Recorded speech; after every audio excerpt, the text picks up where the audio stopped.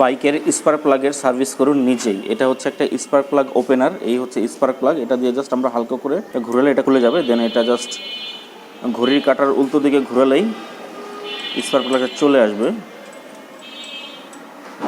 আচ্ছা, এই হচ্ছে স্পার্ক প্লাগের অবস্থা। সো স্পার্ক প্লাগ কীভাবে সার্ভিস করতে হয় এটা আজকে আমরা জানবো। সবার আগে স্পার্ক প্লাগটা পরিষ্কার করতে হবে। এখানে স্পার্ক প্লাগটা কালো হয়ে আছে, স্পার্ক প্লাগটা আগে পরিষ্কার করতে হবে। আসুন এটা তো পরিষ্কার কীভাবে করতে হয় দেখে নেই। এটা পরিষ্কার করতে হলে এই ধরনের একটা তারের ব্রাশ দিয়ে এটা আমরা ঘষে, বাসায় পরিষ্কার করি ঘষে। সো এই দেখুন স্পার্ক প্লাগটা আমরা পরিষ্কার করেছি। পরিষ্কার করার পরে হচ্ছে এই অবস্থা। পরিষ্কার কী দিয়ে করেছি, এটা হচ্ছে এই ধরনের একটা তারের ব্রাশ দিয়ে জাস্ট রাব করে, হালকা রাব করে এটা পরিষ্কার করা হয়েছে। দ্বিতীয় যে সার্ভিসটা সেটা হচ্ছে, এটা হচ্ছে আপনার ফিলার গেজ দিয়ে স্পার্ক প্লাগের যে গ্যাপ, এটা হচ্ছে সাইড ইলেকট্রোড, মাঝখানে একটা হচ্ছে সেন্ট্রাল ইলেকট্রোড। এই মাঝখানে যে গ্যাপটা, এই গ্যাপটা মেপে জাস্ট এটা আবার ইনস্টল করলে মোটামুটি সার্ভিসিংটা হয়ে যায়।